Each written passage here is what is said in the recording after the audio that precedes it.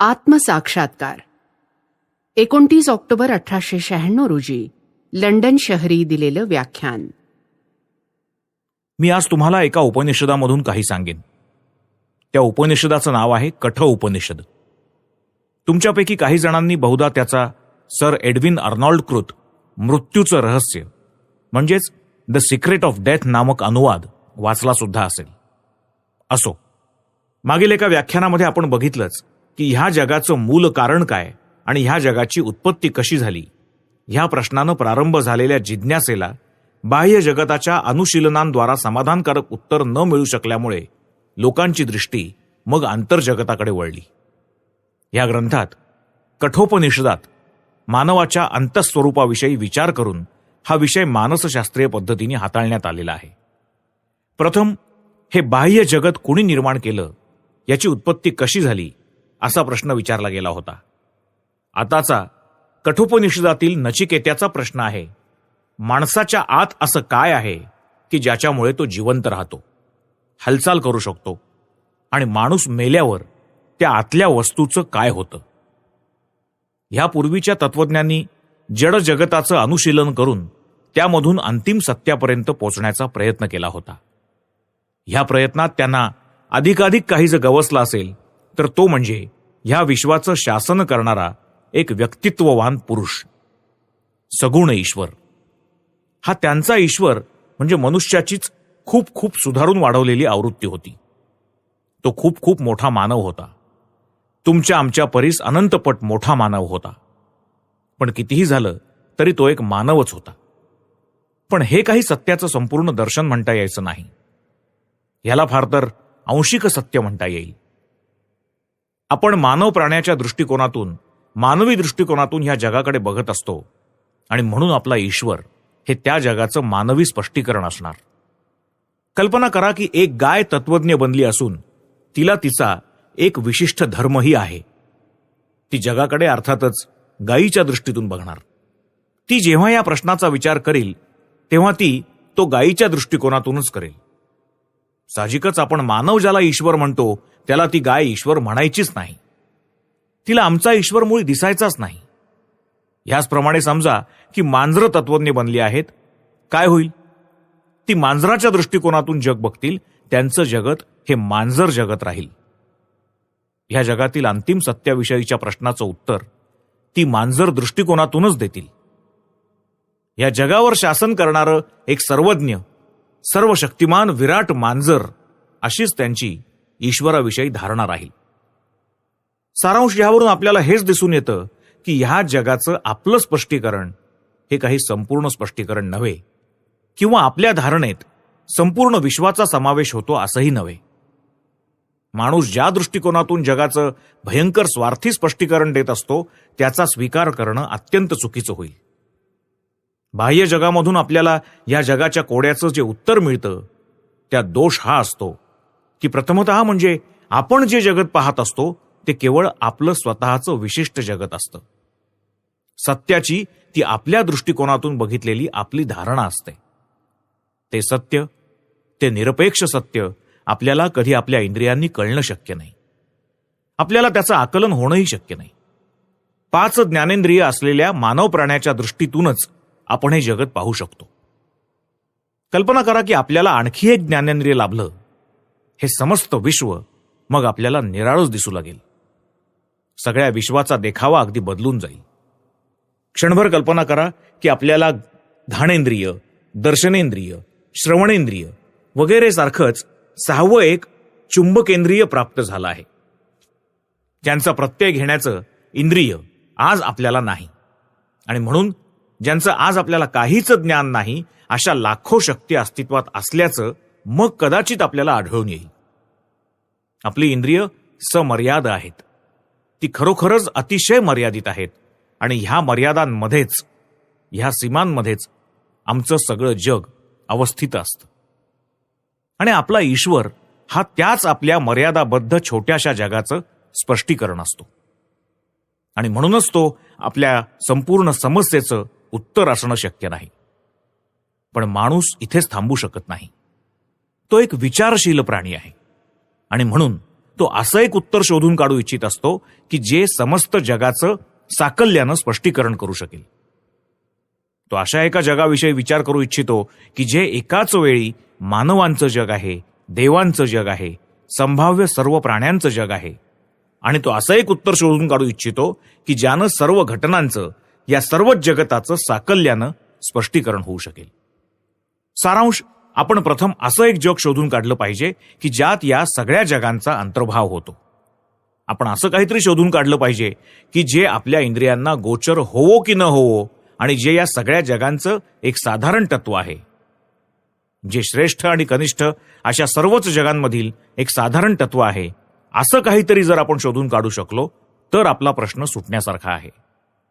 जे काही अस्तित्वात आहे त्या सगळ्याचा एक साधारण आधार, एक साधारण पाया असलाच पाहिजे, हे केवळ तर्कानं जर आपल्याला पटू शकलं तरी सुद्धा आपला प्रश्न हा सुटण्याच्या मार्गावर आहे असं म्हणता येईल.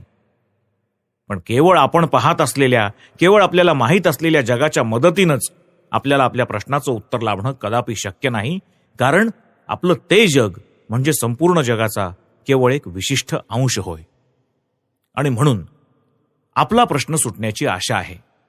आपण जर खूप खोल जगाच्या अगदी बुडाशी जाऊ शकलो, जगाचं हे बाह्य कवच भेदून आपण जर त्याच्या गाभ्यात, त्याच्या अगदी अंतस्थली रिघू शकलो, तरच केवळ आपला प्रश्न सुटण्याची आशा आहे. प्राचीन विचारवंतांना आढळून आलं होतं की माणूस केंद्रापासून जितका दूर असतो तितकी विविधता आणि विभिन्नता अधिक तीव्रपणे त्याला जाणवते, आणि तो त्या केंद्राच्या जितका जवळ जातो तितका त्याला एकत्वाचा किंवा अभेदाचा अधिक उत्कटपणे प्रत्यय येऊ लागतो. बरोबरच आहे. आपण जितके एखाद्या वर्तुळाच्या केंद्राच्या जवळ असतो तितके आपण त्या वर्तुळाच्या सर्व त्रिज्या जिथे येऊन मिळतात त्या साधारण मिलनभूमीच्या अधिक जवळ असतो.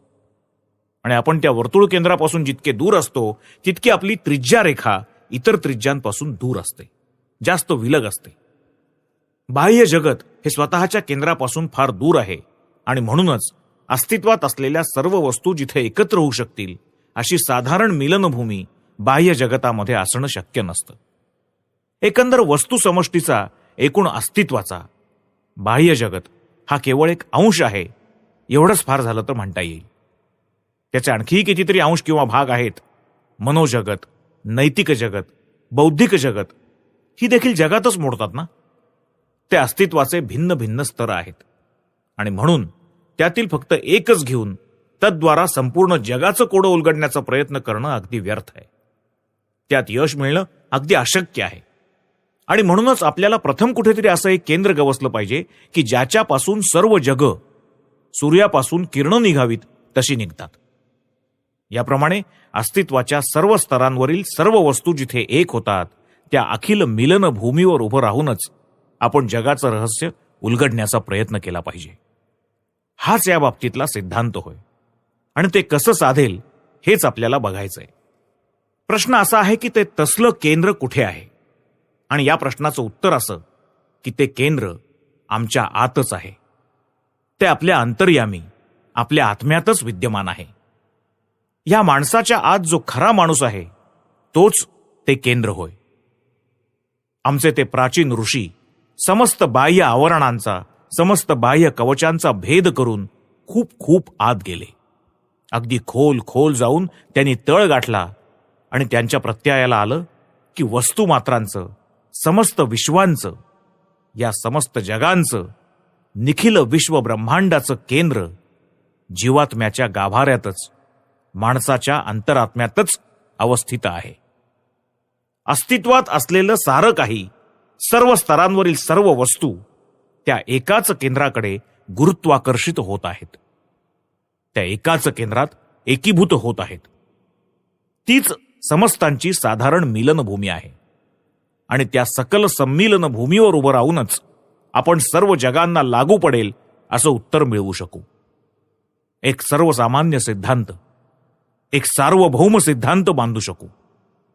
म्हणून हे जग कुणी उत्पन्न केलं हा प्रश्न काही मोठासा तत्वज्ञान संगत नाही, किंवा त्याचं उत्तर लाभणंही तादृश महत्वाचं नाही. असो, कठ उपनिषदात सत्य अत्यंत अलंकारिक भाषेत सांगितलं गेलं आहे. फार प्राचीन काळी एक अत्यंत श्रीमंत मनुष्य राहत होता. त्यानं एकदा एक विशिष्ट यज्ञ केला. त्या यज्ञात यजमानानं आपल्या सर्वस्वाचं दान केलं पाहिजे असा विधी होता. पण आपला हा यज्ञ करता असावा तितका प्रामाणिक नव्हता. आत एक आणि बाहेर एक अशी थोडीशी त्याची वागणूक होती. तो विशिष्ट यज्ञ केल्याचा गौरव आणि कीर्ती लाभावी अशी त्याची इच्छा होती. पण त्या प्रसंगी त्यानं दान काय दिलं? तर आता यापुढे ज्यांचा त्याला काडीचाही उपयोग नव्हता अशा त्याच्या जवळच्या सगळ्या जखड, आटलेल्या, वांझ आणि लुळ्या पांगळ्या गायी. त्याला नचिकेता नावाचा एक मुलगा होता. आपला पिता अनुचित आचरण करत आहे हे त्या मुलानं बघितलं. आपल्या पित्याचं हे वागणं बरोबर नाही, तो आपलं व्रत मोडत आहे, शास्त्राज्ञा उल्लंघत आहे हे बघून त्याला अतिशय खेद झाला. पण काय करावं, आपल्या पित्याला हे सारं कसं सांगावं हे त्याला कळेना. भारतात मुलांच्या पक्षी आई बाप म्हणजे प्रत्यक्ष देवताच असतात. आणि म्हणून तो मुलगा अत्यंत आदरपूर्वक आपल्या पित्याजवळ गेला आणि नम्रपणे त्यांनी त्याला विचारलं की बाबा, तुम्ही माझं दान कोणाला करणार आहात? दानात तुम्ही मलाही कोणाला तरी देऊन टाकायला हवं, कारण तुम्ही करत असलेल्या यज्ञात यजमानानं आपलं सर्व काही दान म्हणून देऊन टाकायला हवं असा विधी आहे आणि तुम्ही तसा संकल्पही सोडला आहे. नचिकेत्याचा पिता आपल्या पोटच्या पोराच्या या असल्या बोलण्यानं अतिशय क्षुब्ध झाला आणि त्याला म्हणाला, म्हणजे तू हे काय भलतंच बोलतो आहेस? बापानं आपल्या मुलाचं दान करायचं? छी. पण न राहून नचिकेत्यानं तोच प्रश्न आपल्या पित्याला फिरून दुसऱ्यांदा तिसऱ्यांदा विचारला. आता मात्र पिता रागावला. रागावून तो नचिकेत्याला म्हणाला, ठीक आहे, तुला मी यमाला देऊन टाकत आहे. पुढचा कथाभाग असा आहे की पित्याचं वचन खरं व्हावं, त्याला खोटं बोलण्याचं पाप लागू नये म्हणून नचिकेता मृत्यूदेवता जो यम, त्या यमाच्या घरी गेला. यम म्हणजे ह्या जगात सर्वात पहिल्यांदा मृत झालेला मनुष्य. तो स्वर्गात जाऊन पितरांचा शासनकर्ता झाला आहे. सर्व चांगले लोक मेल्यानंतर तिथे जातात आणि यमाबरोबर दीर्घकाळ वास करतात. यम अत्यंत पवित्र आणि सत्पुरुष आहे हे त्याच्या यम या नावावरूनच दिसून येतं. असो, तर याप्रमाणे बाल नचिकेता यमाच्या लोकात गेला. पण त्यावेळी यमधर्म घरी नव्हते. देवही कधी कधी घरी नसतात. त्यांची वाट बघत त्या मुलाला 3 दिवस तिथे तसंच राहावं लागलं. 4थ्या दिवशी यमराज परत आले. बालतपस्वी नचिकेत्याविषयी समस्त वृत्तांत ऐकून यमधर्म त्याला म्हणाले, हे विद्वन, काहीही न खाता तुम्ही गेले 3 दिवस माझ्या घरी माझी वाट पाहत होतात. तुम्ही अत्यादरास पात्र असे अतिथी आहात. हे ब्रह्मकुमार, तुम्हाला वंदन असो, माझं कल्याण असो. मी घरी नव्हतो त्यामुळे तुम्हाला इतका त्रास झाला याबद्दल मला अत्यंत दुःख होत आहे. पण मी तुमच्या त्रासाची भरपाई करण्याचा प्रयत्न करीन. तुम्ही 3 दिवस माझ्या मागे माझ्या घरी उपासात काढलेत. प्रत्येक दिवसाबद्दल एक असे कोणतेही 3 वर तुम्ही मला मागा. त्यावर तो बालक म्हणाला, प्रभो, आपण प्रसन्न झाला आहात तर पहिला वर मला असा द्यावा की जेणेकरून माझ्या पित्याचा माझ्यावरील राग नाहीसा होऊन जाईल आणि तो माझ्यावर संतुष्ट होऊन तुमच्या अनुमतीने मी ज्यावेळी माझ्या घरी परत जाईन त्यावेळी तो मला ओळखू शकेल. यमराज तोंड भरून तथास्तु म्हणाले. दुसऱ्या वरानं नचिकेत्यानं स्वर्ग प्राप्त करून देणाऱ्या एका विशिष्ट यज्ञाचं आपल्याला ज्ञान मिळावं अशी इच्छा प्रकट केली. आता आपण बघितलंच आहे की वेदांच्या संहिता भागात आपल्याला सर्वात जुनी जर कुठली कल्पना आढळत असेल तर ती म्हणजे जिथे मानवाला दिव्य देह लाभतो आणि जिथे तो आपल्या पितरांसह वास करतो त्या स्वर्गाचीच होय. हळूहळू इतरही कल्पनांचा उदय झाला, पण त्याही समाधानकारक नव्हत्या. स्वर्गापेक्षाही उच्च आणखी कशाची तरी अजून उणीव भासत होती. स्वर्गात राहणं म्हणजे इहलोकीच्या जीवनापेक्षा काही विशेष निराळं असणार असं मुळीच नाही. मनसोक्त विषयोपभोग आणि निरोगी सुदृढ शरीर लाभलेल्या एखाद्या तरुण लक्ष्मीवंतासारखं फार फार तर ते जीवन असणार. स्वर्ग म्हणजे तरी हे जड जगतच ना, फक्त अंमळ उच्च दर्जाचं इतकंच. पण आपण तर बघितलंय की बाह्य जड जगताच्या मदतीनं आपला प्रश्न सुटू शकत नाही, या विश्वाचं कोडं उलगडू शकत नाही. म्हणून जड जगतातच मोडणारा स्वर्गही त्या बाबतीत आपल्या काही कामाचा नाही हे ओघानं आलंच. म्हणून स्वर्गामागून स्वर्गांची कल्पना केली तरी देखील आपला प्रश्न सुटण्यासारखा नाही. जर हे आपलं बाह्य जड जगत आपला प्रश्न सोडवू शकत नसेल तर मग अशीच आणखी कितीही जगांची कल्पना करत गेलो तरी त्यांनी काय होणार? त्यांना आपला प्रश्न कसा बरं सुटणार? कारण आपण हे कधीच विसरता कामा नये की जडद्रव्य किंवा स्थूलभूत ही एकूण प्रकृतीचा केवळ एक अगदी यक्कश्चित अंश होत. आपल्या खरोखर प्रत्ययास येणाऱ्या घटनांपैकी असंख्य घटना या भौतिक स्वरूपाच्या नसतात. उदाहरणार्थ, आपल्या आयुष्यातील प्रत्येक क्षणाकडे अंमळ निरखून बघा. काय आढळतं? त्यात विचार आणि भावना ही अधिक चालली आहेत की बाह्य घटना अधिक घडत आहेत. नुसत्या मनानं तुम्ही किती अनुभवत असता आणि प्रत्यक्ष पाहणं स्पर्शणं किती करत असता. हे अंतर्जगत किती विशाल असून त्यात कोण प्रचंड कार्य सतत चालू असतं.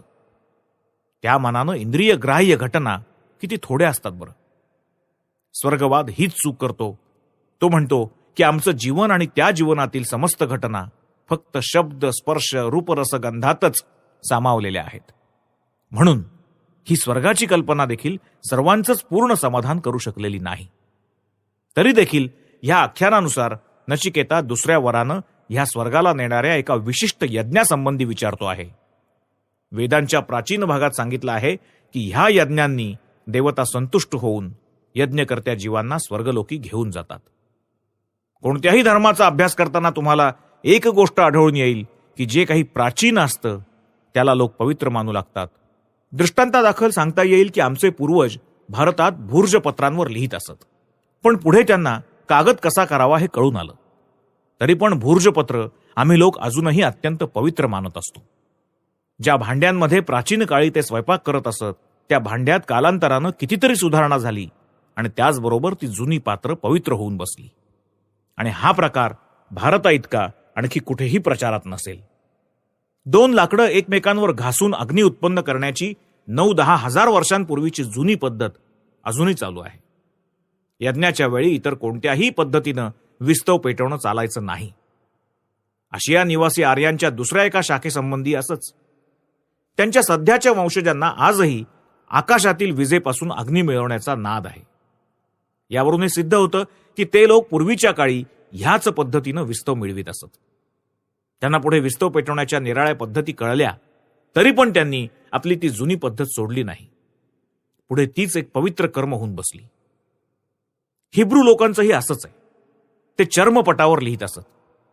आता ते लिहिण्यासाठी कागद वापरतात, पण चर्मपटाला ते अत्यंत पवित्र मानतात. सर्वच जातींसंबंधी असंच आहे. ज्या अनुष्ठानाला आपण आज पवित्र समजतो ती केवळ एक जुनी वहिवाट असते, आणखी काहीच नव्हे. वैदिक यज्ञही अशा स्वरूपाचे होते. प्राचीन काळी ते करणं ही प्रथा होती. काळाच्या ओघात लोकांना जसजशा जीवन जगण्याच्या अधिकाधिक चांगल्या पद्धती अवगत होत गेल्या तसतशा त्यांच्या कल्पनाही खूप सुधारल्या. पण ते जुने आचार मात्र तसेच राहून गेले. वेळोवेळी त्यांचं अनुष्ठान होत गेलं आणि त्यांना पवित्र अर्थ येऊन कर्मकांडाचं स्वरूप प्राप्त झालं. आणि मग हे यज्ञकार्य चालवणं ज्यांचा व्यवसाय होऊन बसला असा एक वर्ग समाजात निर्माण झाला. ह्यांनाच म्हणतात पुरोहित. यांनी यज्ञासंबंधी सखोल विचार करून त्यांचं एक तत्वज्ञानच निर्माण केलं. यज्ञच त्यांचं सर्वस्व होऊन बसलं. यज्ञातील धुमाचा गंध हुंगण्यासाठी देवता यज्ञस्थली येतात आणि यज्ञाच्या शक्तीनं जगात काय वाटेल ते लाभू शकतं अशी श्रद्धा निर्माण झाली. ठराविक आहुत्या दिल्या, विशिष्ट मंत्र उच्चारले, विशिष्ट आकाराच्या वेदी रचल्या तर देवता प्रसन्न होऊन हवं ते देतात अशी श्रद्धा निर्माण झाली. आणि म्हणूनच कोणत्या प्रकारच्या यज्ञानं मनुष्य स्वर्गात जातो हे नचिकेता विचारतो आहे. यमराजांनी नचिकेत्यानं मागितलेला हा दुसरा वरही तात्काळ पूर्ण केला आणि हा विशिष्ट यज्ञ यापुढे तुझ्याच नावानं नचिकेत यज्ञ या नावानंच लोकात प्रसिद्ध होईल असा त्याला आशीर्वाद पण दिला. यानंतर नचिकेत्यानं यमराजांना 3रा वर मागितला. या 3ऱ्या वरापासून कठोपनिषदाला खरी सुरुवात होते.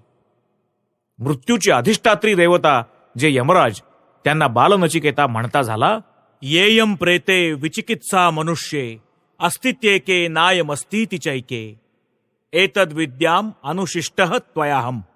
एक संदेह उपस्थित होऊन मोठी अडचण उभी राहत असते. माणूस मरतो तेव्हा काही लोक म्हणतात की तो आहे आणि काही जण म्हणतात की तो नाही. आपल्या मुखावाटे मला हे रहस्य समजून घेण्याची इच्छा आहे. हा प्रश्न ऐकून यमराजांना भयविस्मयाचा धक्काच बसला. त्यांनी नचिकेत्याला पहिले 2 वर अगदी आनंदाने दिले होते, पण हा 3रा वर अगदी आगळाच होता. तो ऐकून यमराज म्हणाले, प्राचीन काळी देवांचाही या बाबतीत गोंधळ झाला होता. हे अतिसूक्ष्म तत्व समजण्यास फार कठीण आहे. नचिकेत्या, तू दुसरा एखादा वर माग. तू या बाबतीत मला गळ घालू नकोस. हा एवढा वर मला माफ कर. पण नचिकेता अशानं चळणारा नव्हता. आत्मज्ञान मिळवण्याचा त्याचा निश्चय अगदी पक्का होता. तो यमांना म्हणाला, मृत्यूदेव, आपण अगदी बरोबर बोललात. देवांनाही या बाबतीत संशय पडला होता आणि हे आत्मतत्व आकलण्यास अत्यंत कठीण आहे असं जे आपण म्हणता ते अगदी खरं आहे. पण ह्या आत्म्याचं ज्ञान देऊ शकेल असा आपल्यासारखा आचार्य मला आणखी कुठं बरं लाभेल? हे मृत्यूदेव, आपल्याखेरीज हे मृत्यूचं कोडं कोण बरं उकलून दाखवू शकेल? आणि म्हणून मला आपल्याकडून याखेरीज आणखी कोणताही वर मुळीच नको. ह्या वरासारखा वर आणखी कुठला वर आहे? हे ऐकून यमराज म्हणाले, नचिकेत्या, 100 वर्ष आयुष्य असलेली मुलं आणि नातू तू मागून घे. हवे तितके पशु, हत्ती, घोडे आणि सोन्याच्या राशी मागून घे. या सगळ्या पृथ्वीचं राज्य माग. जितकी वर्ष जगण्याची तुझी इच्छा असेल तितकी वर्ष तू जगशील. ह्यातील एखादा वर माग. याच्यासारखा आणखी कोणताही एखादा वर खुशाल माग. गजांत लक्ष्मी, सुदीर्घ आयुष्य, काय वाटेल ते माग. नचिकेत्या, तुला या समुद्र वलयांकित पृथ्वीचं एक छत्री साम्राज्य हवं आहे का? सर्व प्रकारच्या उपभोग्य वस्तूंचा मी तुला भोगता बनवेन. तुमच्या मर्त्य लोकात दुर्लभ वाटेल अशी गोष्ट तू माझ्याकडून मागून घे. मुळीच संकोच करू नकोस. या अनुपम लावण्यवती स्वर्गीय अप्सरा त्या ज्यात बसल्या आहेत त्या दिव्य रथांसह आणि त्यांच्या हातातील सुस्वर वाद्यांसह मी तुला प्रदान करतो. कुणाही मानवाला याची प्राप्ती होणं कदापि शक्य नाही. माझ्या वरप्रसादानं त्या तुला लाभतील आणि तुझी सेवा करतील. पण नचिकेत्या, मृत्यूनंतर काय होतं हा प्रश्न मात्र तुम्हाला विचारू नकोस. त्यावर नचिकेता म्हणाला, मृत्यूदेव, या सर्व गोष्टी 2 दिवसांच्या आहेत. शिवाय त्यांच्या उपभोगानं समस्त इंद्रियांच्या शक्तीचा ऱ्हास होत असतो. आणि दीर्घायुष्य ते काय? अनंत कालाच्या तुलनेनं कितीही दीर्घ आयुष्य खरोखरच स्वल्प नव्हे काय? हे रथ, हे घोडे, हे नृत्य संगीत सारं आपलं आपल्या जवळच असो. प्रभो, धनानं कोणी कधी तृप्त झालाय का? अखेर तुमच्या पाशात सापडावं लागून वित्ताचा वियोग अवश्यंभावी आहेच ना. तुमची इच्छा असेल तोपर्यंतच माणूस जिवंत राहू शकतो. मी मघा आपल्याला मागितलेला तोच वर मला हवा आहे. मला अन्य कोणताही वर नको. माझ्या दृष्टीनं आपल्यासारख्याजवळ मागण्यासारखा आणखी दुसरा वरच नाही. नचिकेत्याच्या या वैराग्यपूर्ण उत्तरानं यमधर्म परमसंतुष्ट झाले आणि म्हणाले, नचिकेत्या, कल्याण म्हणजे श्रेय ही एक गोष्ट आहे आणि भोग म्हणजे प्रेय ही दुसरीच गोष्ट आहे. या दोहोंची फळं वेगवेगळी असून ती माणसांना वेगवेगळ्या उद्दिष्टांनी आकर्षित करत असतात, वेगवेगळ्या दिशांनी ओढत असतात. जो त्यापैकी श्रेय निवडतो त्याचं परमकल्याण होतं. जो भोग स्वीकारतो तो मनुष्य जीवनातील खऱ्या पुरुषार्थाला मुकतो. हे श्रेय आणि हे प्रेय हे दोन्ही माणसासमोरून उभे राहतात. विवेकी मनुष्य त्यांची पारख करून त्या दोहोतील फरक जाणतो. याप्रमाणे ती दोन्ही एकमेकांपासून वेगळी असून श्रेयच प्रेयापेक्षा श्रेष्ठ आहे असं जाणून तो श्रेयाचाच अंगीकार करतो. उलट अविवेकी मूढ माणसं देहसुखाच्या आशेनं प्रेयाचंच ग्रहण करतात. नचिकेत्या, केवळ वरवरच मोहक वाटणाऱ्या वस्तूंचा नश्वर स्वभाव विचारात घेऊन तू विवेकानं त्यांचा त्याग केला आहेस. तू खरोखरच प्रज्ञावंत आहेस. यानंतर यमधर्मांनी नचिकेत्याला आत्मोपदेश देण्यास सुरुवात केली. या ठिकाणी आपल्याला त्यागाची आणि वैदिक नीतीची अत्युच्च कल्पना आढळून येते. आणि ती हीच की माणसानं भोगवासनेचा त्याग केल्याखेरीज त्याच्या हृदयात सत्याचा प्रकाश पडणं सुतराम शक्य नाही. जोपर्यंत या खोल विषय वासना आपल्या हृदयात धुडगूस घालत आहेत तोपर्यंत त्या आपल्याला फरफटून नेत आहेत आणि आपल्याला प्रत्येक वस्तूचे गुलाम बनवत आहेत. एवढ्या तेवढ्या स्वरूपाचे, एवढ्या तेवढ्या चवीचे, एवढ्या तेवढ्या स्पर्शाचे गुलाम बनवत आहेत. तोपर्यंत आपल्या ज्ञानाचा केवढाही दिमाग दाखवला तरीही सत्य आपल्या हृदयात कसं बरं आविर्भूत होणार?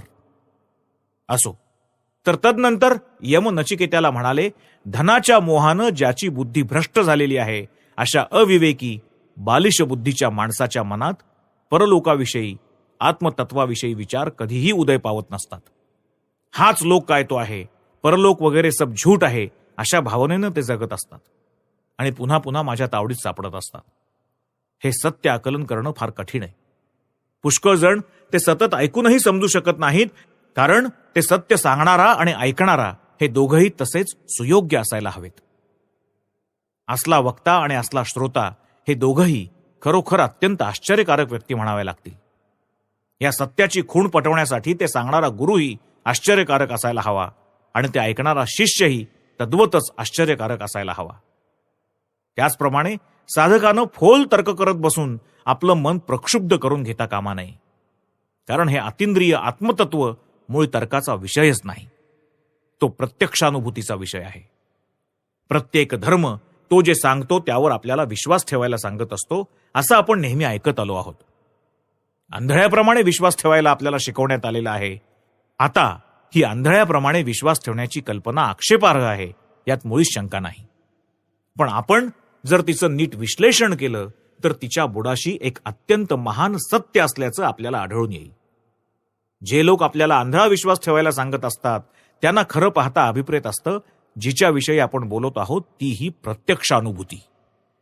मनाला फोल तर्कानं प्रक्षुब्ध करता कामा नये, कारण तर्कानं कधी ईश्वर लाभ होत नसतो. ईश्वर हा प्रत्यक्ष अनुभूतीचा विषय आहे, तो मुळी तर्काचा विषयच नाही. तर्क किंवा अनुमान हे नेहमी कोणत्या तरी अनुभवावर उभारलेले असतात. अशा अनुभवांखेरीज तर्क करता येणं शक्यच नाही. आपण आधीच अनुभवलेल्या काही गोष्टींची एकमेकींची तुलना करण्याच्या पद्धतीलाच तर्क म्हणत असतात. या अनुभवलेल्या काही गोष्टी आधीच्याच असल्याखेरीज तर्क मुळी शक्यच नाही. हे जर बहिर्जगताच्या बाबतीत खरं असेल तर मग ते आंतरजगताच्या बाबतीत का खरं असू नये? रसायनशास्त्रज्ञ काही रसायनं घेतो आणि त्यापासून कित्येक निरनिराळी द्रव्य तयार होतात. ही एक बाह्य जगतातील घटना आहे. आपण ती प्रत्यक्ष पाहतो, ती आपल्या अनुभवाला येते आणि तिच्या पायावर आपण आपली सगळी रसायनविषयक अनुमानं रचतो. पदार्थ विज्ञानाचंही असंच आहे. इतर सर्वच विज्ञानांचं असं आहे. सर्व प्रकारचं ज्ञान याप्रमाणे प्रत्यक्षावरच आधारलेलं असतं आणि त्याच्या आश्रयानंच आपण तर्क विचार करत असतो. पण आश्चर्य हे की विशेषतः आजच्या काळात अधिकांश लोक असं समजत असतात की धर्माच्या क्षेत्रात असा प्रत्यक्ष अनुभव येणं संभवनीय नाही आणि धर्म जर जाणून घ्यायचा असेल तर तो फक्त वायफळ तर्कानंच जाणून घेणं शक्य आहे. पण वस्तुस्थिती अशी मुळीच नाही. धर्म काही बडबडण्याची वस्तू नाही. धर्म ही प्रत्यक्षानुभूतीची वस्तू आहे. आपल्याला स्वतःच्या आत्म्यात शिरून तिथे धांडोळा घ्यावा लागेल. तिथे काय आहे हे बघावं लागेल. तिथे काय आहे हे आपल्याला समजून घ्यावं लागेल आणि जे समजलं त्याचा प्रत्यक्ष साक्षात्कार करून घ्यावा लागेल. धर्म तो हाच. कितीही वटवट करा, तो धर्म नव्हे. म्हणून ईश्वर आहे की नाही हा प्रश्न तर्काच्या द्वारे सुटणं कधीच शक्य नाही, कारण तर्काचे मुद्दे दोन्ही बाजूला समान आहेत. पण ईश्वर जर असेलच तर तो आमच्या हृदयात आहे, आमच्या आतच आहे. तुम्ही कधी त्याला पाहिलंय का? हा खरा प्रश्न आहे. आपल्या ह्या जगाला अस्तित्व आहे किंवा नाही या प्रश्नाचा अजून सोक्षमोक्ष झालेला नाही. वास्तववादी म्हणजे रिअलिस्ट आणि विज्ञानवादी म्हणजे आयडियालिस्ट यांच्यातील वादावादीला कधीच अंत नाही. पण तुम्ही आम्ही ठाम जाणून आहोत की जग आहे ते चाललेलं आहे. आपण फक्त शब्दाच्या अर्थांची लटपट करून उगाच तर्कट लढवत असतो. एक शब्द घ्यायचा, त्याचा आपल्याच मनानं नवाच अर्थ तयार करायचा आणि वाद घालत बसायचं, हा आमचा खाक्या. म्हणूनच यमराजांनी नचिकेत्याला बजावून सांगितलं की ज्याला सत्याचा लाभ करून घेण्याची इच्छा आहे त्यानं स्वतःचं मन फोल तर्कटांनी कदापि विक्षुब्ध होऊ न दिलं पाहिजे. ईश्वर आहे की नाही या एकाच प्रश्नाच्या बाबतीत नव्हे तर आपल्या जीवनामधील सर्वच प्रश्नांच्या बाबतीत आपण प्रत्यक्षानुभूतीवरच विसंबून असलं पाहिजे. प्रत्यक्ष अनुभवाचीच कास धरली पाहिजे. बहिर्विज्ञानाप्रमाणेच परमार्थ विज्ञानातही आपल्याला कित्येक पारमार्थिक किंवा आध्यात्मिक घटना प्रत्यक्ष बघाव्या लागतील आणि त्यांच्यावरच धर्माची उभारणी करावी लागेल. अर्थातच एखाद्या धर्माच्या कोणत्याही साचेबंद ठराविक सिद्धांतावर आपण विश्वास ठेवलाच पाहिजे या हट्टात काहीच अर्थ नाही. नव्हे तसं केल्यास आपली अवनतीच होईल. जो मनुष्य तुम्हाला प्रत्येक गोष्टीवर विश्वास ठेवायला सांगतो तो स्वतःची तर अवनती करून घेतोच, पण तुम्ही त्याच्यावर तसा विश्वास ठेवलात तर त्यानं तुमचीही अवनती झाल्याखेरीज राहणार नाही. जगातील साधू संतांना आम्हाला एवढंच सांगण्याचा अधिकार आहे की त्यांनी स्वतःच्या मनाचं विश्लेषण केलं आहे आणि त्यांना कित्येक सत्य गवसली आहेत. आपल्यालाही तसं आढळून आलं तर आपण विश्वास ठेवू, एरवी नाही. धर्माच्या बाबतीत काही सांगण्यासारखं असेल तर ते फक्त एवढंच. पण तुम्ही हे अगदी पक्क लक्षात असू द्या की जे लोक धर्मावर हल्ला चढवत असतात त्यांच्यापैकी 99.99% जणांनी आपल्या मनाचं कधीही विश्लेषण केलेलं नसतं. सत्याचा लाभ करून घेण्यासाठी कधी साधना केलेली नसते. म्हणून सूर्याच्या अस्तित्वावर विश्वास ठेवणारे तुम्ही सगळे मूर्ख आहात असं ओरडणाऱ्या आंधळ्याच्या शब्दांप्रमाणेच या असल्या लोकांच्या धर्मविरोधी तर्कटांमध्येही काहीही अर्थ नाही. धर्म ही प्रत्यक्ष अनुभवाची वस्तू आहे. हे एक अत्यंत मौल्यवान सत्य आपण समजून घेतलं पाहिजे आणि नेहमी हृदयात बाळगलं पाहिजे. धर्मावरून माजणारी ही दंगल, ही भांडणं, हे मतभेद, वादविवाद, विसंवाद तेव्हाच थांबतील जेव्हा आपल्याला उमजेल की धर्म हा शास्त्रग्रंथामध्ये किंवा चर्च, मंदिर, मशिदीमध्ये सामावलेला नाही. धर्म म्हणजे प्रत्यक्षानुभूती. ज्याला ईश्वराचं प्रत्यक्ष दर्शन झालेलं आहे, आत्मसाक्षात्कार झालेला आहे, तोच खरोखर धार्मिक म्हणावा. अशी प्रत्यक्ष अनुभूती नसेल तर वक्तृत्वाचा पाऊस पाडणारा सर्वश्रेष्ठ धर्माचार्य आणि एखादा यक्कश्चित अज्ञ जडवादी यांच्यात खरोखर काहीच फरक नाही. आपण सर्वच जण खरोखर नास्तिक आहोत हे आपण कबूल करूया. धार्मिक तत्वांना केवळ बुद्धीनं साथ दिली म्हणजे धार्मिक झालो असं मुळीच नाही.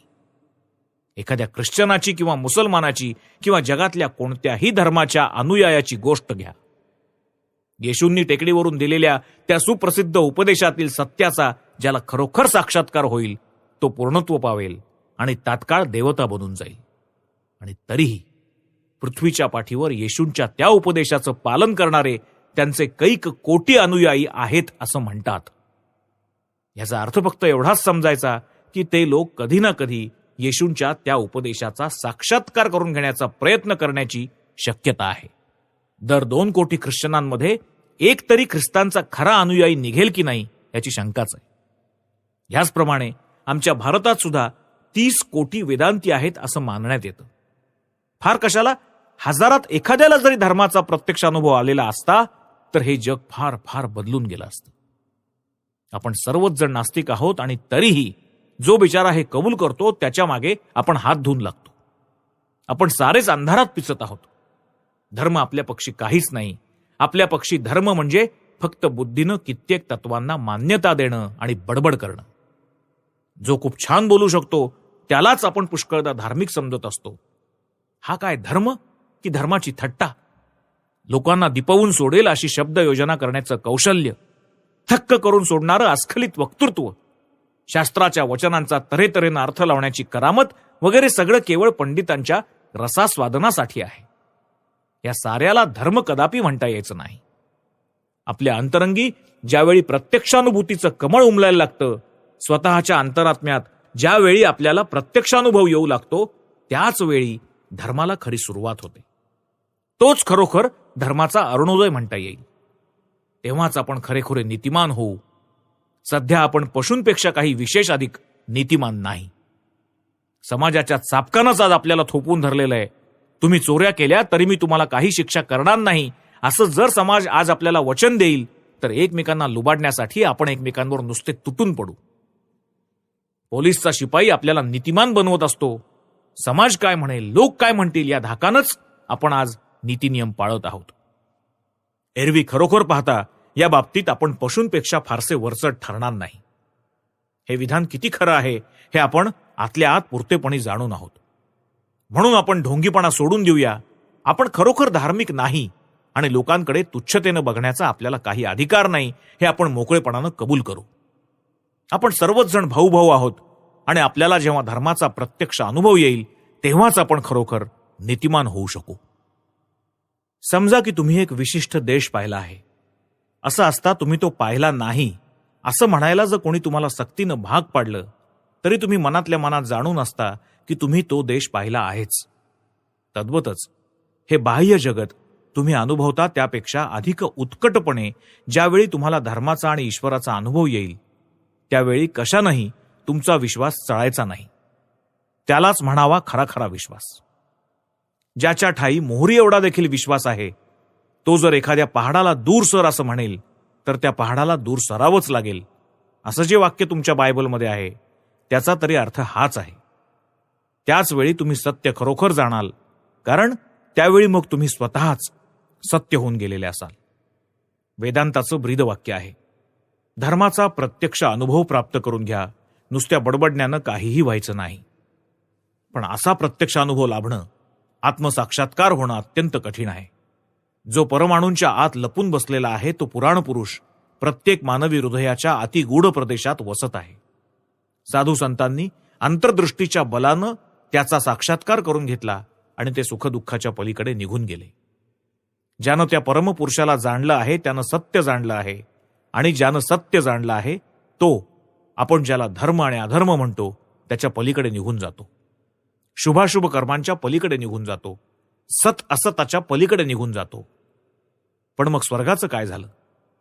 स्वर्गासंबंधी आमची कल्पना म्हणजे दुःखरहित सुख अशी असते. म्हणजे असं की आपल्याला जीवनातील सर्व दुःख वजा करून त्यातील फक्त सुख हवी असतात. कल्पना तर खूप चांगली आहे, यात संशयच नाही. ती अगदी स्वाभाविकपणे आपल्या मनात जागत असते. पण ती अगदी सपशेल चुकीची आहे. कारण नुसतंच सुख किंवा नुसतंच दुःख नावाची गोष्टच असू शकत नाही. रोममधल्या त्या श्रीमंत माणसाचा वृत्तांत तुम्ही सगळ्यांनी ऐकलेला असेलच. एक दिवस त्याला दिसून आलं की त्याच्या संपत्तीतील फक्त 10 लाख पाऊंडच काय ते शिल्लक आहेत. बस, आता उद्या माझं कसं होणार अशा विचारानं त्यानं ताबडतोब आत्महत्या करून टाकली.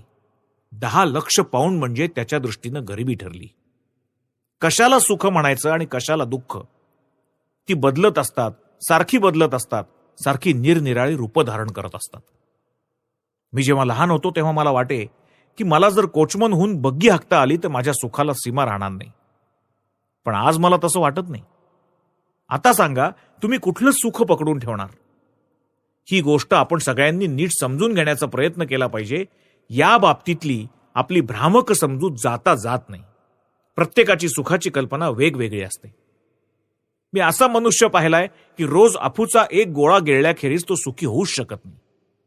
त्याला स्वर्गाचं जे स्वप्न पडेल त्यात त्या स्वर्गाची जमीन अफूचीच असेल. पण तो तसला स्वर्ग मला बापड्याला मुळीच परवडायचा नाही. अरबी काव्यात घोळून घोळून केलेली स्वर्गाची वर्णनं आढळतात. त्या स्वर्गात सुंदर सुंदर बगीचेच बगीचे आहेत. त्या बगीच्यातून नद्या जुळजुळत असतात. माझा स्वतःचा जन्म अशा प्रदेशात गेलाय की तिथे सगळीकडे पाणीच पाणी आहे. दरवर्षी पूर येतात, खेडीच्या खेडी वाहून जातात आणि हजारो लोक पुराला बळी पडतात. साहजिकच मी ज्या स्वर्गाची कल्पना करीन त्यात नद्या वाहणारे बगीचे असणार नाहीत. माझ्या स्वर्गात पर्जन्यमान खूप बेताबाताच राहील. एवंच आपल्या सुखाच्या कल्पना नेहमी बदलत असतात. एखाद्या तरुणाला स्वर्गाचं जे स्वप्न पडेल त्यात त्याच्या हृदयाची सुंदर राणी असणारच. तोच ज्यावेळी जख्ख म्हातारा होईल त्यावेळी त्या हृदयाच्या राणीला फाटा दिला जाईल. आपल्या गरजेनुसारच आपला स्वर्ग रंगवला जात असतो. आणि जसजशा आपल्या गरजा बदलतात तसतशी स्वर्गाची आपली कल्पनाही बदलत असते. इंद्रियांची सुखच ज्यांना जीवनाचं उद्दिष्ट वाटत असतात अशांनी कल्पिलेला स्वर्ग जर खरोखरच आपल्याला लाभला तर आपल्या उन्नतीची आशाच खुंटली म्हणायची. अशा स्वर्गात मानवाची उन्नती होणं अशक्यच होय.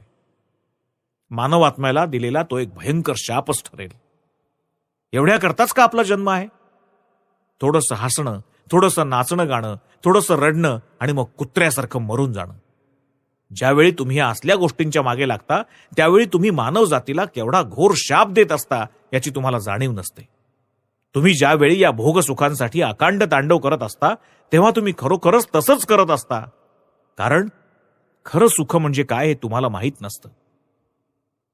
तत्वज्ञान वस्तुतः आपल्याला सुख सोडून द्यायला सांगत नाही, तर खरं सुख म्हणजे काय हे जाणून घ्यायला सांगत असतं. नॉर्वे देशातील लोकांची स्वर्गासंबंधी अशी कल्पना आहे की स्वर्ग म्हणजे एक भयंकर रणक्षेत्र आहे. तिथे सगळेजण ओडिन नामक देवतेसमोर बसलेले असतात. मग ते रानटी डुकराची शिकार करतात.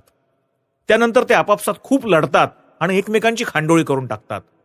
पण कसं कोणास ठाऊक या असल्या कत्तलीनंतर थोड्या वेळाने त्यांच्या सगळ्या जखमा बिखमा भरून येतात आणि मग ते सगळेजण एका दिवाणखान्यामध्ये जमतात. तिथे तो डुक्कर छान खरपूस भाजला जातो आणि मग सगळे मिळून मजा करत खूप दारू झोकून त्यावर यथेच्छ ताव मारून त्याचा फन्ना उडवतात. पण दुसऱ्या दिवशी तो रानडुक्कर फिरून जिवंत होऊन जसा त्या तसा होतो. फिरून त्याची शिकार केली जाते. फिरून सगळ्याची पुनरावृत्ती होते. असा प्रकार सतत चाललेला असतो. हा असा आहे नॉर्वेमधल्या लोकांचा स्वर्ग. तोही तुमच्या आमच्या स्वर्गासारखाच आहे. त्यापेक्षा मुळीच कमी प्रतीचा नाही. फक्त आपली कल्पना थोडी गोमटी असते इतकंच. आपण सर्वच जण अशी रानडुकराची शिकार करू इच्छित असतो. आपण अशा ठिकाणी जाऊ इच्छित असतो की जिथे ही सगळी सुख सतत पुरेपूर चालू राहतील. तोच रानडुक्कर रोज मारला जाऊन खाल्ला जातो आणि दुसऱ्या दिवशी फिरून ताजा तवाना होतो. या नॉर्वेईन लोकांच्या स्वर्ग सुखाच्या कल्पनेहून आमची ही स्वर्ग सुखाची कल्पना कुठे निराळी आहे बरं? असो, तत्वज्ञानाचं आपल्याला असं आग्रहाचं सांगणं आहे की निरपेक्ष अपरिवर्तनीय असा एक आनंद आहे. हे उघडच आहे की आपण आपल्या जीवनात जी इवलीशी सुख उपभोगत असतो ती तो आनंद असणं शक्य नाही. आणि तरीही वेदांत आपल्याला हे दाखवून देतो की आपल्या या जीवनात जे काही आनंदाचं आहे ते त्या खऱ्या आनंदाचा केवळ एक कणच होय. कारण वस्तुतः अस्तित्वात आहे केवळ तोच एक आनंद, तो ब्रह्मानंदच. वास्तविकदृष्ट्या आपण प्रतिक्षणी तो निरपेक्ष आनंद, तो ब्रह्मानंदच आस्वादत असतो. झाकाळलेल्या चुकीच्या विकृत स्वरूपात इतकंच काय ते. हर्ष म्हणून, आनंद म्हणून, सुख म्हणून जे काही आहे ते सारं फार काय, पण चोराचा चोरी करण्यातला आनंद देखील वस्तुतः त्या निरपेक्ष आनंदाचा, त्या ब्रह्मानंदाचाच आविष्कार होय. फक्त तो तऱ्हेतऱ्हेच्या बाह्य वस्तूंच्या किंवा उपाधींच्या संसर्गानं मलिन झालेला असतो, गढूळ झालेला असतो. आणि म्हणून त्याचं खरं रूप आपल्याला कळत नाही इतकंच. पण त्याची उपलब्धी करून घेण्यासाठी आपल्याला नेती करतच जावं लागेल. ह्या सगळ्या लहान सहान अल्प ऐहिक सुखांचा त्यागच करावा लागेल. अशा रीतीनं नेती करत गेल्यामुळेच इति सुरू होईल. या लहान लहान अल्प सुखांचा त्याग केल्यानंच तो महान आनंद, तो भूमा आनंद आपल्याला उपलब्ध होईल. आपण अज्ञानाचा त्याग केला पाहिजे. जे काही खोटं आहे त्या साऱ्यांचाच त्याग केला पाहिजे. तरच सत्य आपल्या जीवनात प्रकट होऊ लागेल. अशा रीतीनं ज्यावेळी आपण सत्य आत्मसात करू त्यावेळी मग ज्या गोष्टींचा आपण त्यासाठी आधी त्याग केला होता त्यांना निराळं स्वरूप प्राप्त होईल, वेगळाच अर्थ प्राप्त होईल. ते सगळं काही ब्रह्ममय होऊन जाईल. त्यावेळी सर्व काही उन्नत होऊन जाईल, उदात्त होऊन जाईल आणि मगच आपण त्या साऱ्यांचं खरं स्वरूप जाणू शकू. त्यांना एका नव्याच प्रकाशमय दृष्टीनं बघू शकू. पण त्यांचं स्वरूप याप्रमाणे समजून घेण्यासाठी आपल्याला आधी सत्याचं निदान ओझरतं तरी दर्शन व्हायला हवं. आपण आधी या सगळ्याचा त्याग केला पाहिजे आणि मग त्या सगळ्या गोष्टी आपल्याला वापस मिळतील ब्रह्मस्वरूपात. म्हणून आपल्याला आपल्या सगळ्या दुःखांचा आणि क्लेशांचा, आपल्या सगळ्या लहान लहान सुखांचा त्याग करायला हवा. ही सगळी लहान लहान सुख ज्या विराट आनंदाचे कण होत, ज्याची माईक रूपच होत आणि वेद ज्याचा उद्घोष करत असतात, ज्याच्या लाभासाठीच नाना प्रकारे तपश्चर्या केली जाते, ज्याच्या प्राप्तीसाठी लोक ब्रह्मचर्याचं पालन करतात, ते तत्व मी तुला एका शब्दात सांगतो. तो शब्द ओम होय. वेदांमध्ये या ओंकाराचा खूप महिमा सांगितला असून तो अत्यंत पवित्र मानला गेला आहे. त्यानंतर मनुष्य मेल्यानंतर त्याचं काय होतं ह्या नचिकेत्याच्या प्रश्नाला उत्तर देत यमधर्म म्हणाले, हा ज्ञानमय सदा चैतन्यवान आत्मा कधी मरत नाही, कधी जन्मत नाही. तो कशापासून उत्पन्न होत नाही आणि वस्तुतः त्याच्यापासूनही काही उत्पन्न होत नाही. हा अज, नित्य, शाश्वत आणि सनातन आत्मा देहाच्या नाशानं कधीही नष्ट होत नसतो. आपण मारू शकतो असं जर मारणारा समजेल किंवा आपण मारले गेलो असा जर मरणारा समजेल तर त्या दोघांनाही सत्य माहीत नाही असंच समजावं. कारण आत्मा हा मारतही नाही आणि मरतही नाही. केवढं भयंकर विधान हे. असो, या मंत्राच्या पहिल्या ओळीतल्या आत्म्याच्या ज्ञानमय, विपश्चित या विशेषणाकडे मी तुमचं लक्ष वेधू इच्छितो. आपण जसजसे पुढे जाऊ तसतसं आपल्याला आढळून येईल की वेदांताचा असा सिद्धांत आहे की समस्त ज्ञान आणि समस्त पवित्रता ही आपल्या आत्म्यात आधीचीच वसत आहेत. कुठे ती मंदपणे प्रकटत आहेत तर कुठे उज्ज्वलपणे. हाच काय तो फरक. माणसात आणि या समग्र सृष्टीतील वस्तूत जो फरक आहे तो फक्त प्रमाणाचा आहे, प्रकाराचा नाही. प्रत्येकाच्या पाठीशी आहे, प्रत्येकाचं सत्य स्वरूप आहे. तोच एक अनंत, नित्यानंदमय, नित्य शुद्ध, नित्य पूर्ण परमात्मा. तोच पुण्यवंतांचा आत्मा आहे आणि पाप्यांचाही आत्मा आहे. तोच सुखात लोळणाऱ्याचा आत्मा आहे आणि दुःखात पिचणाऱ्याचाही आत्मा आहे. तोच स्वरूपाचा आत्मा आहे आणि कुरूपाचाही आत्मा आहे. तोच मानवाचा आत्मा आहे आणि पशूंचाही आत्मा आहे. तो एकच सर्वांचा आत्मा आहे. तो सर्वत्र समभावे विद्यमान आहे. तो ज्योतिर्मय आहे. जगात आपल्याला जो फरक दिसतो तो त्या आत्म्याच्या अभिव्यक्तीतील फरकामुळेच असतो. कुठे तो जास्त व्यक्त असतो तर कुठे कमी, पण अभिव्यक्तीमधील ह्या फरकामुळे त्यामधून अभिव्यक्त होणाऱ्या आत्म्यात मुळीच फरक पडत नसतो. तो सर्वांच्या ठायी सारखाच असतो. एका जणाच्या पोशाखातून त्याच्या शरीराचा बराचसा भाग उघडा दिसतो, तर दुसऱ्या एखाद्या पोशाखातून त्याच्या शरीराचा तितका भाग दिसत नाही. पण त्यांनी त्यांच्या शरीरात काहीच फरक पडत नाही. फरक आहे तो त्यांच्या पोशाखातच. अगदी ह्याचप्रमाणे पोशाखाच्या म्हणजे देह मनादिकांच्या स्वरूपानुसार आत्म्याचं ज्ञान आणि पवित्रता हे अभिव्यक्त होत असतात. म्हणून इथं आपण ही गोष्ट आपल्या मनावर अगदी पक्की बिंबवून घेतली पाहिजे की वेदांत दर्शनात चांगलं आणि वाईट या दोन निराळ्या वस्तू मानल्या गेल्याचं कुठेही आढळणार नाही. ती एकच गोष्ट चांगली आणि वाईट दोन्ही होती आहे. तो एकच आत्मा चांगल्याचं आणि वाईटाचं रूप धरत आहे. चांगल्यात आणि वाईटात जो फरक दिसतो तो त्यामागील आत्म्यांच्या अभिव्यक्तीच्या कमी अधिक प्रमाणाचाच होय. प्रत्यक्ष व्यवहारात आपल्याला याचा सदा पडताळा येत असतो. ज्या गोष्टीला मी आज सुखदायक समजतोय तिलाच उद्या मला अधिक चांगली अवस्था लाभताच मी त्रासदायक लेखू लागतो. जो अग्नी आपल्याला ऊब देतो तोच परत भाजून आपलं भरितही करू शकतो. तो काही त्या अग्नीचा दोष नाही. सारांश, आत्मा हा पवित्र आणि पूर्ण असल्यामुळेच जो माणूस कुकर्म करत असतो तो स्वतःच्या स्वरूपाच्या विरुद्ध वागत असतो. त्याला स्वतःचं स्वरूप माहीत नसतं. अगदी खुनी माणसामध्ये सुद्धा तो शुद्ध आत्मा विराजमान असतो. तो नाहीसा होत नाही. चूक त्या खुनी इस्माची असते. भ्रमामुळे तो आपल्या त्या आत्म्याला झाकून टाकतो. त्याची प्रभा फाकू देत नाही. तद्वतच मी मारला गेलोय असं ज्याला वाटत असतं त्याचाही आत्मा मरत नसतो. तो नित्य आहे. तो कधीही मारला जाऊ शकत नाही. त्याचा कधीही ध्वंस केला जाऊ शकत नाही. लहानात लहान मोठ्यात मोठा असा तो सर्वांचा प्रभू प्रत्येक मानवाच्या हृदयाच्या गाभाऱ्यात वास करीत आहे. निष्पाप व्यक्ती त्या विधात्याच्या कृपेनंच त्याचं दर्शन लाभून शोकरहित होत असतात. तो अशरीरी असूनही शरीरामध्ये वसत असतो. अवकाशातील असूनही अवकाशातच स्थित असतो. तो अनंत आहे. सर्वव्यापी आहे. तो असा आहे हे जाणून ज्ञानीजन दुःखाच्या पलीकडे निघून जातात. ते मग फिरून कधी दुःख पावत नाहीत. हा आत्मा वक्तृत्व शक्तीनं मिळण्यासारखा नाही. तो तीक्ष्ण बुद्धीनं मिळण्यासारखा नाही आणि वेदांच्या अध्ययनानंही मिळण्यासारखा नाही. किती धीट, किती निर्भयपणाचं विधान आहे हे. तो आत्मा वेदांच्या अध्ययनानंही मिळण्यासारखा नाही.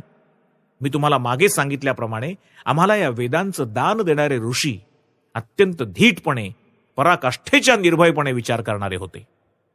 कशानंही ते थोपले जाणारे नव्हते. लक्षात असू द्या की तुम्ही ख्रिस्ती लोक बायबलकडे ज्या दृष्टीनं बघता तिच्यापेक्षा कितीतरी जास्त आदरानं आणि सन्मानानं हिंदू लोक वेदांकडे बघत असतात. शास्त्र ही ईश्वराची वाणी आहे याचा अर्थ तुम्हा ख्रिश्चनांच्या दृष्टीने एवढाच होतो की कोणातरी माणसानं ईश्वराकडून आदिष्ट होऊन, ईश्वराकडून स्फूर्ती लाभून तो शास्त्र ग्रंथ लिहिला आहे. पण हिंदूंची अशी धारणा आहे की जगात या साऱ्या वस्तू अस्तित्वात आहेत याचं कारण वेदांमध्ये त्यांची नावं आलेली आहेत हे होय. अमुक एक गोष्ट का आहे तर वेदांमध्ये तिचे निर्देश आहेत म्हणून. हिंदूंचा असा विश्वास आहे की वेदांमधूनच ही सगळी सृष्टी निर्माण झालेली आहे. ज्ञान म्हणून जे काही आहे ते सगळं वेदांमध्ये आहे. जसा जीवात्मा अनादी अनंत आहे तसाच वेदांमधील प्रत्येक शब्द अनादी, अनंत आणि पवित्र आहे. सृष्टीकर्त्याचे समस्त हृदगतच जणू वेदांमध्ये व्यक्त झालेला आहे. हिंदू लोक वेदांकडे या दृष्टीनं बघत असतात. अमुक एक गोष्ट नैतिक का तर वेद तसं म्हणतात म्हणून. तमुक एक गोष्ट अनैतिक का तर वेद तसं म्हणतात म्हणून. असं असूनही या ऋषींचं धारिष्ट्य बघा. त्यांनी अगदी न भिता न कचरता घोषणा केली की वेदांचे खूप अध्ययन करूनही सत्य लाभ व्हायचा नाही. सत्य हे वेदांच्या अध्ययनानं मिळणार नाही. मग ते कशानं लाभतं? ज्याच्यावर तो प्रभू प्रसन्न होतो त्यालाच तो स्वतःचं स्वरूप प्रकट करून दाखवतो. यावर अर्थातच असा आक्षेप घेतला जाईल की हा तर पक्षपाताचा प्रकार झाला. पण यम त्याचं स्पष्टीकरण करतात, दुष्कर्म करणाऱ्या लोकांना, ज्यांची मनं शांत नाहीत, अशा लोकांना सत्याचा लाभ होणं कदापि शक्य नाही. जे प्रामाणिक अंतःकरणाचे असतात, ज्यांची कर्म पवित्र असतात, ज्यांची इंद्रिय संयत असतात, त्यांनाच हा आत्मा निजस्वरूप प्रकट करून दाखवतो. यमधर्मांनी या संदर्भात एक अत्यंत सुंदर दृष्टांत दिलेला आहे. मनापुढे हे चित्र रेखाटून बघा. आपलं हे शरीर एक रथ असून आत्मा त्या रथामध्ये बसलेला रथस्वामी आहे. बुद्धी ही त्या रथाचा सारथी आहे. मन लगाम आहे आणि इंद्रिय त्या रथाला जुंपलेले घोडे आहेत. नीट वळण दिलं गेल्यामुळे ज्याचे घोडे काबूत आहेत, ज्याचा लगाम पक्का असून बुद्धी सारथ्यानं तो नीट सावरून धरला आहे, तोच त्या सर्वव्यापक परमपदास पोचतो. उलट ज्याच्या रथाचे इंद्रियरूपी घोडे कह्यात नाहीत आणि मनरूपी लगाम नीट सावरलेला नाही, त्याचा रथ अखेर विनाशाप्रत जातो. सर्व भूतांच्या अंतर्यामी वास करणारा हा आत्मा डोळ्यांना किंवा इतर कोणत्याही इंद्रियाला गोचर होत नसतो. ज्यांची मनं शुद्ध आणि सूक्ष्म झाली आहेत त्यांनाच ह्या आत्म्याचा साक्षात्कार होतो. जो शब्द, स्पर्श, रूप, रस, गंधाच्या पलीकडे आहे, जो अव्यय आहे, ज्याला आदी आणि अंत नाहीत, जो प्रकृतीच्या अतीत आहे, जो अपरिवर्तनशील आहे, त्या आत्म्याचा साक्षात्कार झाल्यामुळे माणूस कायमचा मृत्यूच्या तावडीतून सुटतो. पण त्याचा असा साक्षात्कार होणं फार कठीण आहे. ते म्हणजे जणू वस्त्र्याच्या धारेवरून चालण्यासारखं आहे. रस्ता खूप लांबच लांब आणि संकटाचा आहे, पण रोवलेला पाय मागे न घेता पुढे पुढे चला. निराश होऊ नका. उठा, जागे व्हा आणि ते लक्ष गाठेपर्यंत मध्येच कुठेही रेंगाळू नका. समस्त उपनिषदांमध्ये आढळणारी केंद्रभूत मुख्य कल्पना कोणती जर असेल तर ती म्हणजे प्रत्यक्ष अनुभव हीच होय. आपल्याला सत्याचा प्रत्यक्ष अनुभव यायला हवा. आत्मसाक्षात्कार व्हावयास हवा. यासंबंधी वेळोवेळी नाना प्रश्न उद्भवतील. आधुनिक मानवाच्या बाबतीत तर हे विशेष करून सत्य आहे. या साऱ्याच्या उपयुक्ततेसंबंधी शंका येईल, आणखीही कितीतरी शंका उद्भवतील. पण ह्या बाबतीत एक गोष्ट आपल्याला आढळून येईल की ह्या सगळ्या शंका आपल्याला आपल्या पूर्वसंस्कारांमुळे येत आहेत. या पूर्वसंस्कारांचा आपल्या मनावर भलताच पगडा असतो. ज्यांनी लहानपणापासून सदा सगुण ईश्वराविषयी आणि मनाच्या व्यक्तित्वासंबंधी ऐकलंय, त्यांना ह्या कल्पना अल्बतच अत्यंत कठोर आणि कर्कश वाटतील. पण ते जर ह्या कल्पना श्रवण करतील आणि त्यावर नीट विचार करतील तर ह्या त्यांच्या जीवनात मुरून जातील आणि मग कधी त्यांना या कल्पनांचं भय वाटणार नाही. तत्वज्ञानाच्या बाबतीत साधारणतः उत्पन्न होणारा एक मोठा प्रश्न म्हणजे तत्वज्ञानाच्या उपयुक्ततेसंबंधीचा होय. तत्वज्ञानाचा उपयोग काय? या प्रश्नाला फक्त एकच उत्तर आहे आणि ते हे की उपयुक्ततावाद्यांच्या मते लोकांनी सुख मिळवण्याचा प्रयत्न करणं चांगलं असेल तर मग आध्यात्मिक चिंतनात ज्यांना सुख वाटतं त्यांनी ते सुख मिळवण्याचा प्रयत्न का बरं करू नये?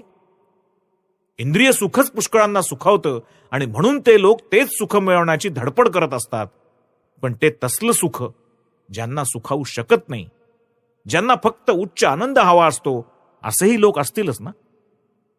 कुत्र्याचं सुख फक्त खाण्यापिण्यातच असतं. काही विशिष्ट तारे कुठे आहेत हे बघण्यासाठी सर्व काही सोडून कदाचित एका पर्वताच्या शेंड्यावर जाऊन राहणाऱ्या वैज्ञानिकाचं अपूर्व सुख कुत्र्याला समजणं शक्य नाही. कुत्रा त्या वैज्ञानिकाला हसेल आणि त्याला वेडा ठरवून मोकळा होईल. कदाचित त्या वैज्ञानिकाची विवाह करण्याची देखील ऐपत नसेल आणि फारच खडतर आयुष्य त्याला कंठावं लागत असेल. कुत्रा त्याला हसेल, पण तो उलट त्या कुत्र्याला हेच म्हणेल की बाबा रे, तुझं सुख फक्त इंद्रियामध्येच सामावलेलं आहे. तू तेच उपभोगत असतोस. त्याच्या पलीकडे कोणतंही सुख तुला माहीतच नाही.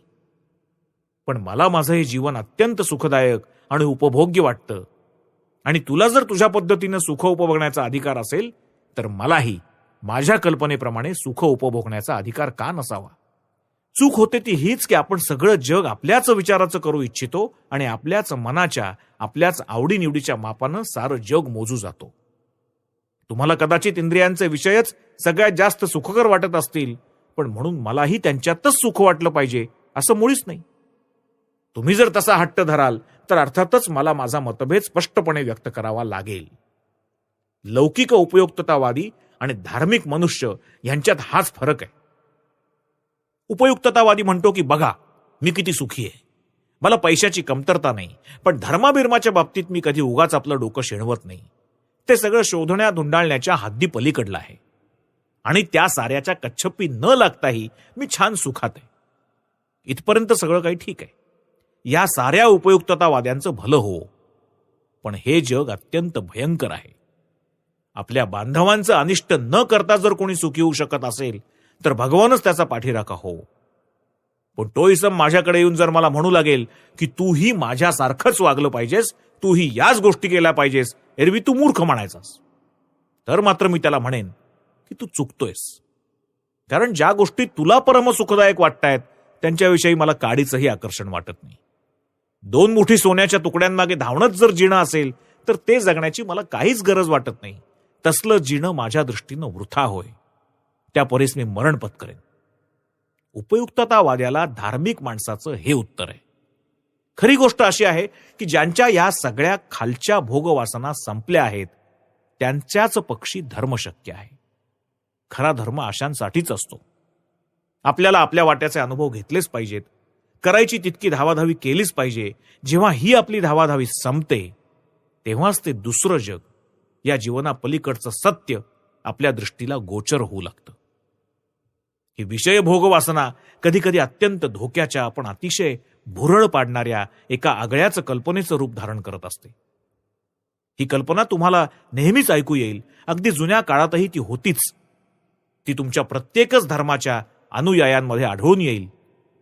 ती कल्पना अशी की अशी एक वेळ येईल की ज्यावेळी जगातली सगळी दुःख लयाला जातील, केवळ सुखच मागे उरतील आणि ही पृथ्वी स्वर्ग होऊन जाईल. ह्यावर माझा विश्वास नाही. ही पृथ्वी जशी आहे तशीच सदा राहणार आहे असं म्हणणं फार कठोर आहे, हे खरं, पण तसं म्हटल्याखेरीज काही गत्यंतर दिसत नाही. ह्या जगातील दुःख म्हणजे माणसाच्या शरीरातील संधिवातासारखं आहे. संधिवाताला तुम्ही एका अवयवातून हुसकून लावा, तो दुसऱ्या एखाद्या अवयवात शिरतो. तिथून हाकला की तो तुम्हाला आणखी कुठेतरी सतावू लागतो. तुम्ही काहीही करा, तो आपलं ठाण सोडायचा नाही. फार जुन्या काळी लोक जंगलात राहत आणि एकमेकांना मारून खात. आजच्या काळात ते एकमेकांचं मांस खात नाहीत हे खरं, पण अगदी मन लावून एकमेकांना ठकवतात. या ठकवाठकवीनं देशचे देश, शहरची शहरं पोखरून निघतायत. हे काही प्रगतीचं चिन्ह नव्हे. आणि जगात जिला तुम्ही प्रगती म्हणता ती म्हणजे वासनांनी वासनांना गुणायचं, याखेरीज आणखी दुसरं काय आहे? वासनांच्या संतत वृद्धीखेरीज आणखी काय आहे हे मला तरी काही कळत नाही.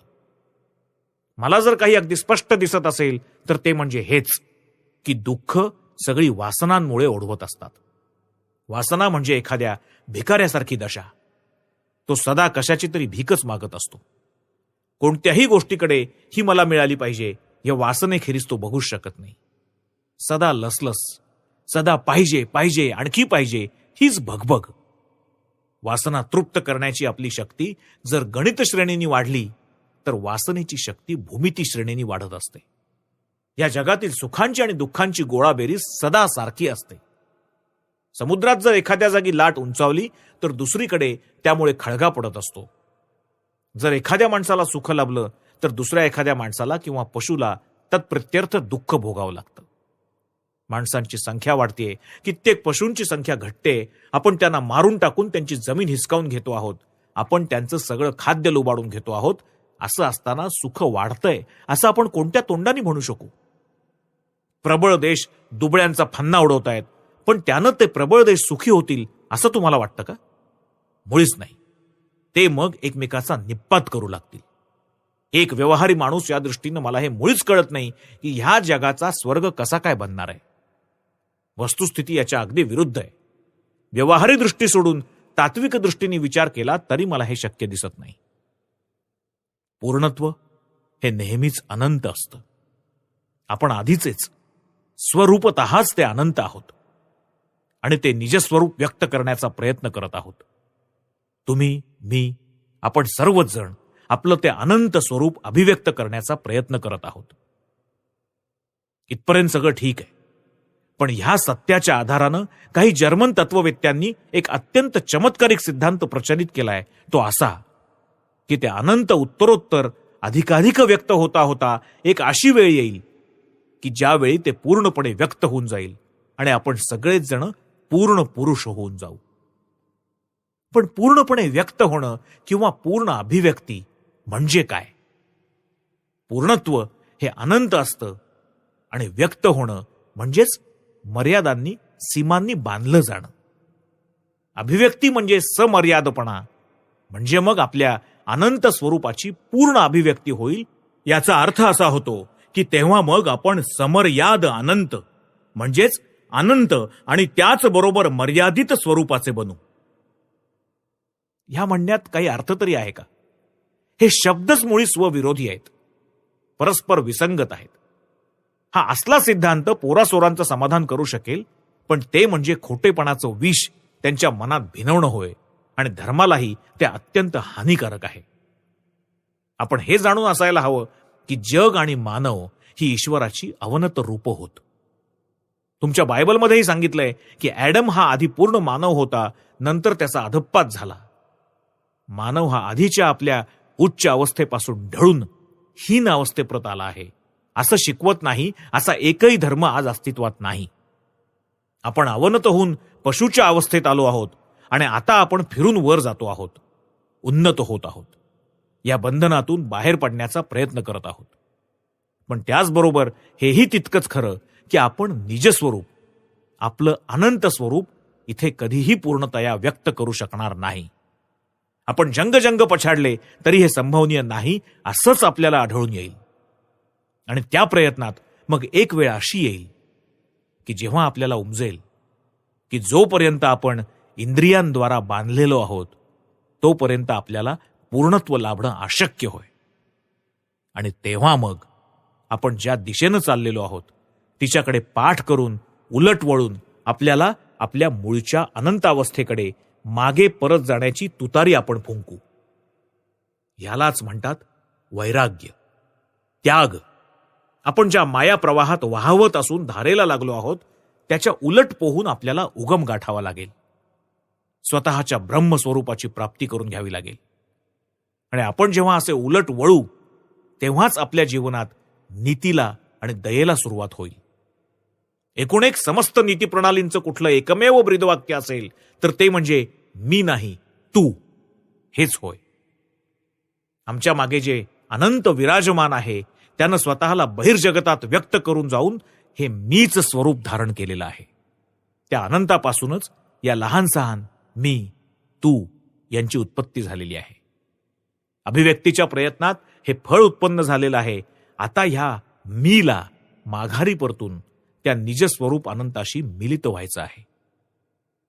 ज्या ज्या वेळी तुम्ही मी नाही तू असं म्हणत असता त्या त्यावेळी तुम्ही त्या अनंताकडे, स्वस्वरूपाकडे माघारी परतण्याचा प्रयत्न करत असता. आणि ज्या ज्या वेळी तुम्ही तू नाहीस मी असं म्हणत असता त्या त्यावेळी तुम्ही या शांत इंद्रिय गोचर जगातच आपलं अनंत स्वरूप व्यक्त करण्याच्या भ्रामक धडपडीत एक एक चुकीचं पाऊल टाकत असता. यातून जगात स्पर्धा आणि अशुभ उद्भवत असतात. पण अखेर त्यागाचा, शाश्वत त्यागाचा उदय होतोच होतो. तेव्हा मग हा क्षुद्र मी कायमचा नष्ट होऊन जातो. या टिचभरच्या यक्कश्चित जीवनाची इतकी मातब्बरी कशाला? या जीवनाला कवटाळून बसून त्याचा इथे किंवा स्वर्गाबिर्गात आणखी कुठे उपभोग घेण्याच्या फोल वासनांनी मृत्यू ओढावत असतो. पशुची उन्नती होऊन जर मानव उत्पन्न झाला असेल तर मानवाची अवनती होऊन पशु उत्पन्न झाले असणंही शक्य आहे. हे असं नाही हे तुम्हाला कसं कळालं? क्रमविकास झाला आहे याबाबत तुम्हाला माहिती असलेलं प्रमाण इतकंच की अगदी निकृष्टापासून तो अत्यंत उत्कृष्टापर्यंत देहांची एक श्रेणी किंवा परंपरा असून तिच्यामध्ये एक हळूहळू वाढत जाणारी चढती भाजणी आहे. पण यावरून तुम्ही असं कसं प्रतिपादन करू शकाल की ही परंपरा नेहमी खालूनच वर जात असते आणि कधीही वरून खाली येत नसते? हेच सोप्या शब्दात सांगायचं म्हणजे म्हणता येईल की अगदी खालच्या दर्जाच्या प्राण्यांपासून तो अगदी वरच्या दर्जाच्या प्राण्यांपर्यंतच्या सर्वांच्याच देहामध्ये परस्परात सादृश्य असतं, असं क्रमविकासवादी दाखवून देतात. क्रमविकासासंबंधी हेच त्यांचं प्रमाण होय. पण यावरून ठासून असं कसं म्हणता येईल की खालच्या दर्जाच्या प्राण्यांपासून वरच्या दर्जाचे प्राणी क्रमशः उत्पन्न झाले आहेत, वरच्या दर्जाच्या प्राण्यांपासून खालच्या दर्जाचे प्राणी क्रमशः निर्माण झालेले नाहीत? अनुमान दोन्ही पक्षी लागू आहे. आणि ह्या क्रमविकासवादात जर काही तथ्य असेल तर माझा असा विश्वास आहे की एकदा खालून वर आणि परत वरून खाली अशा या देह परंपरेची सारखी पुनरावृत्ती चाललेली आहे. क्रमसंकोच्या खेरीज क्रमविकास कसा बरं संभवतो? उच्च जीवनासाठीच्या आपल्या धडपडीवरून हेच निष्पन्न होतं की आपण आधीच्या आपल्या उच्च अवस्थेपासून च्युत झालो आहोत, अवनत झालो आहोत. हा सिद्धांत अगदी खरा आहे. फक्त तपशिलाच्या बाबतीत त्यात थोडाफार फरक पडण्यासारखा आहे. ख्रिस्त, बुद्ध, वेदांत वगैरेंनी अगदी एकमुखानं केलेली ही घोषणाच मी नेहमी मान्य करत असतो की आपण सर्वच जण यथाकाल पूर्णत्व पावणार आहोत. मात्र या अपूर्णतेचा त्याग करूनच. हे जगत काहीही नाही, त्यात काहीच अर्थ नाही, तो नुसता फापट पसारा आहे. फार फार तर या जगाला त्या सत्याचं एक हिडीस विकृत व्यंगचित्र म्हणता येईल, त्याची छाया म्हणता येईल, इतकंच. आपण त्या सत्याप्रत पोचलेच पाहिजे. त्याग वैराग्यच आपल्याला तिथपर्यंत घेऊन जाईल. त्याग हा आपल्या खऱ्या जीवनाचा पायाच आहे. आपण ज्यावेळी स्वतःचा विचार करत नसतो त्याच वेळी फक्त तेवढेच क्षण खरोखर आपण चांगलं आणि खरं जीवन आस्वादित असतो. या वेगळ्या क्षुद्र मीचा नाश व्हायलाच हवा. मग आपल्या अनुभवाला येईल की आपण त्या सत्यातच आहोत आणि ते सत्यच ईश्वर आहे आणि तोच आपलं खरं स्वरूप आहे. तो सदाच आपल्यात आहे, आपल्या सांगाती आहे. आपण त्याच्यातच वसूया, त्याच्यातच असूया. हे जरी मोठं कठीण वाटत असलं तरी हळूहळू ते साधू लागेल. तेव्हा मग आपल्या प्रत्ययाला येईल की तीच एकमेव आनंदमय अवस्था आहे. बाकीच्या सगळ्या अवस्था म्हणजे केवळ मृत्यू होत. आजचं आपलं अवघं जीवन म्हणजे केवळ एक शिकण्याची शाळा म्हणता येईल. खऱ्या अनंत जीवनाचा लाभ करून घेण्यासाठी आपल्याला या आजच्या टिचभरच्या जीवनाच्या पलीकडे जावं लागेल. तेच खरं खरं जीवन होय. त्याचा लाभ करून घेण्यासाठी, आत्मसाक्षात्कार करून घेण्यासाठी आपण सर्वच जण कमर कसून प्रयत्न करूया.